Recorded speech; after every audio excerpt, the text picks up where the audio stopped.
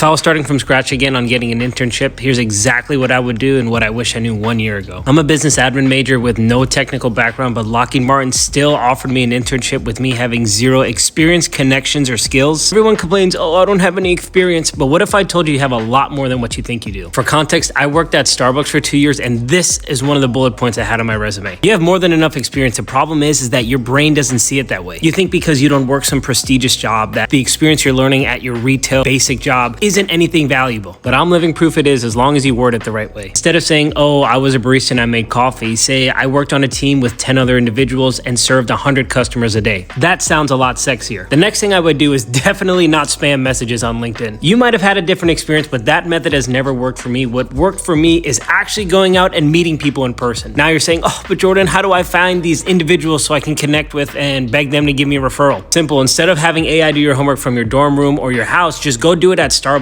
or at a local coffee shop between the hours of like 7 a.m. and 10 a.m. because that's when all the working professionals are either getting there to set up for the day or passing by on their way to work. You'll start to see the same people over and over again, and that's when you introduce yourself and build a friendship like you would with anyone else. And after you've made a couple friends, you'll meet some people who work at companies you wouldn't mind working at, and that's when you say, hey, I'm interested at an internship at this company. Would you mind giving me a referral? And they'll more than likely say yes. And the last thing is getting skills. In the age of AI, where AI can basically do 90% of the work humans do, one of the most important things that my manager has told me that they look for is looking for individuals who know how to build and work with AI. So instead of asking Claude just to do your homework, ask it for some ideas on some projects that you can do on the side. Work with it to build a personal budgeting app, data analysis project. Once you do those, just simply slap those on your resume. I know this was a beefier video, but it's something that I'm passionate about. So if you have any more questions, just let me know down in the comments below. And let me know what companies you guys are working at this summer.